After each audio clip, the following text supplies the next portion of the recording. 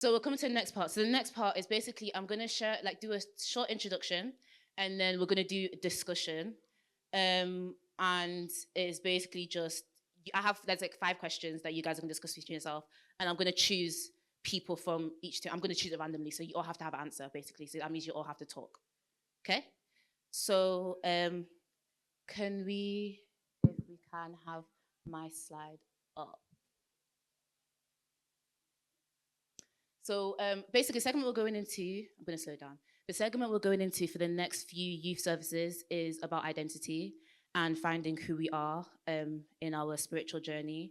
Because I think that's one of the most important things, knowing who you are, because it's very hard, especially at our age, to be able to like reclaim a sense of identity. So it's the topic today is, who am I? So I'm just going to do a little demonstration before we start. I was going to say I need a volunteer, but I'm just going to pick somebody. Eva, can I borrow you, please? Stand up, please. Thank you. Can everyone clap for Eva, please? Thank you. Come. Boo's crazy. Okay, so can you please put this on? Right, so I'm going to stand over there. Where? Okay, so basically, I'm going to give something to Eva, and I'm going to have her describe what it is.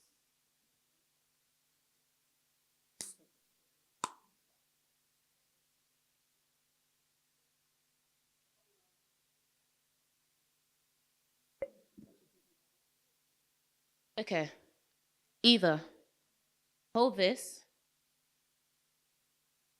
and tell me what it is. Tell me what it is. The cup. What's inside the cup? Don't smell it. Inside the cup. No. Guess again.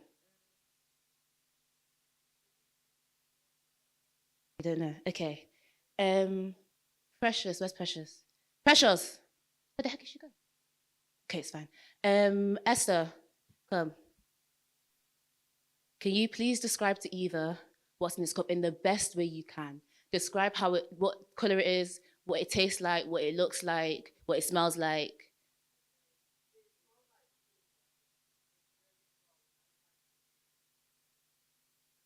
You want to take a guess? Yes. It's called ginger beer. Basically, inside this cup is ginger beer. Yeah, you can sit down. You can sit down. You can take the blindfold off. Okay. So I'm gonna ask. Let me ask. Is Angel here? Angel, can you please tell me why I did that? What do you think is like the message behind that? It's like God, so you can see it. No, you can't see him, but you have faith in that he's there. No. But close-ish, right? Okay. So basically, the whole purpose for that is Eva couldn't see, right? She knew that it was a cup. She knew that the cup had something in it, but she didn't know what was in it. It took somebody else that could see to tell her what was in the cup, right? So this will make sense as I like go on in my presentation. Can we go to not the next slide, the slide after the next one? Go with the picture. Okay, so basically, there was an old story, I'm pretty sure it's like an Indian proverb, of basically they blindfolded a couple of people and they took them to this elephant. We know it's elephant because we can see it. But they took them to this elephant and said, touch the different parts of this and tell me what it is. So one of them said, touch the tusk and said, it's a spear. One of them touched the tusk, the trunk, and said it's a snake, and so on and so forth. Basically, from whatever perspective they were seeing it. They couldn't see what it was, so they were just doing it based on what they thought it was. It took somebody that could see to tell them, no, it's an elephant, okay? Where am I going with this? Basically, the way we see ourselves, we say we know ourselves. However, we see ourselves with a certain blindness. We don't see the whole picture of ourselves. We see ourselves in one aspect, but God, who sees us all in all the aspects. He doesn't have that blindness we have. So the only person that can actually tell us who we are is God, because he doesn't have the blindness that we have, where he's able to see us in different ways. Can I go to the next slide, please? Okay, so identity is basically described as a unique set of characteristics that can be used to identify a person as themselves and no one else. So let's say I walk up to you and I say, "Hi, my name is Peace. I'm popular." Is that who I am? Why is it not who I am, Esther? It's not something that you can identify yourself. So basically, you can describe anybody as popular. You can be popular, but that's not who I am. That's not the one way you can describe me. If I come to you and say, "Hi, I'm Peace, I'm pretty," that's me seeing myself as an external person. I'm not seeing my whole self. So I think what we have to take and move forward is when we see ourselves as who we are to other people, how other people perceive us. For example, I will also introduce myself and say, "Hi, I'm Love's sister." That's who I am to Love. That's not who I am in general. That's not my identity. "Hi, I'm my mom's name's daughter." That's not who I am. That's who I am to other people. That's how other people perceive me, but that's not who I am in general. Can we go to the next slide? Please. Okay, so God said, "Before I formed you in the womb, I knew you." He said, "I knew you," not who somebody else said you were, not who your friend said you were, but he knew you. Meaning that before he put you there, he had a plan for you. He knew who you were to be in life, which means, as I said, the only person who can tell you who you are is God. And where is God's word? Where is his way that he communicates with us? In the word. So the only way we can know who we are is by studying the word. Next slide, please. Okay, so we're going to all read this together. 1 Peter 2:9. 3, 2, 1, go. "For you are not like that." Everyone together? "We are not like that, for you are a chosen people. You are royal priests, a holy nation, God's very own possession. As a result, you can show others the goodness of God, for he called you out of the darkness into his wonderful light. Once you had no identity as a people, but now you are God's people." Next slide. So breaking this down, basically, there's three things that God describes us as in this. There's multiple ways God describes us as in the Bible, but there's three things that he describes us as in this. First, chosen people, meaning that when God formed you, he chose you. Now, there's loads of people that their identity or what they identify as is, "I'm someone that I'm not close to other people, I'm alone, and nobody likes me." That's the words they use to describe themselves. But God said, "I chose you," meaning that he knew you before he formed you. He knew the person you're going to be, and he still said, "I want her, I love her."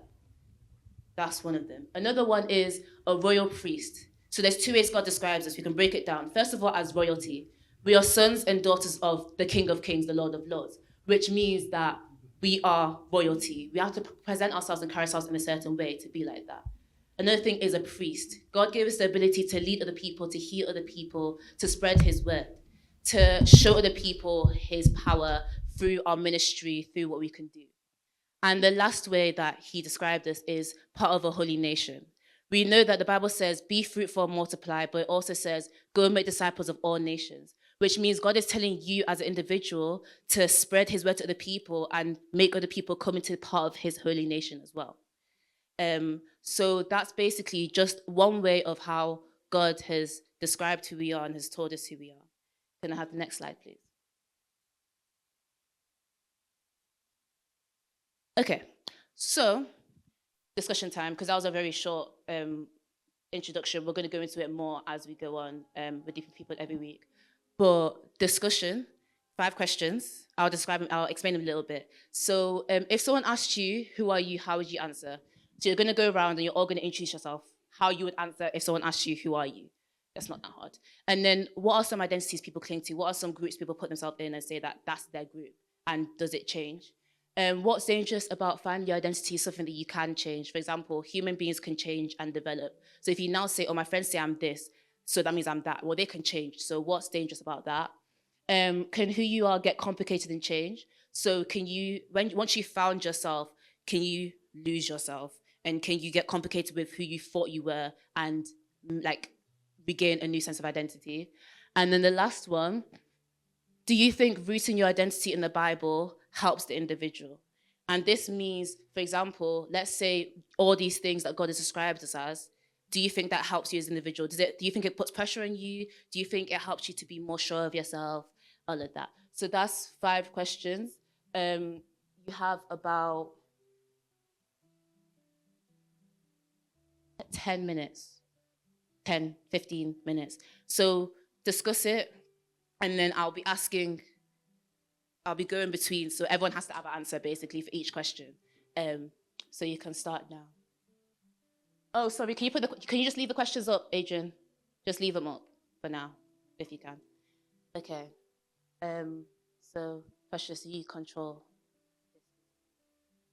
I would say I'm a child of God. And Petra.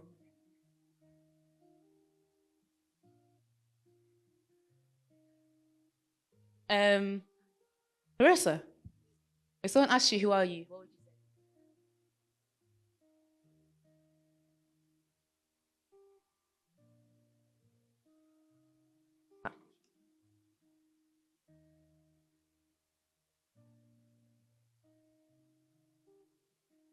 You're a doctor. That's nice. Okay. Hello, Ella. I'd say I'm Ella. And Ella, that's great. Okay. I forgot the next question. What was the next question? Oh, what are some groups people identify with? I'm going to ask Dami, can you give me one group? sporty people.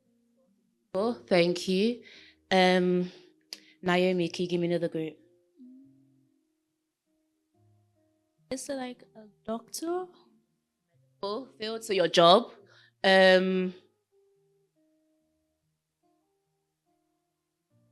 Hezekiah, can you give me another group, please?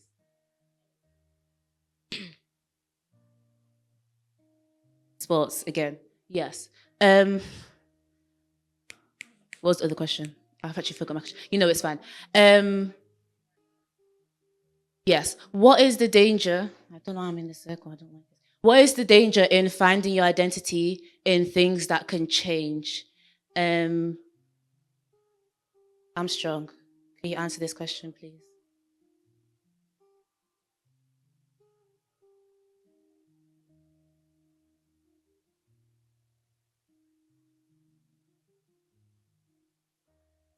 Naomi would answer.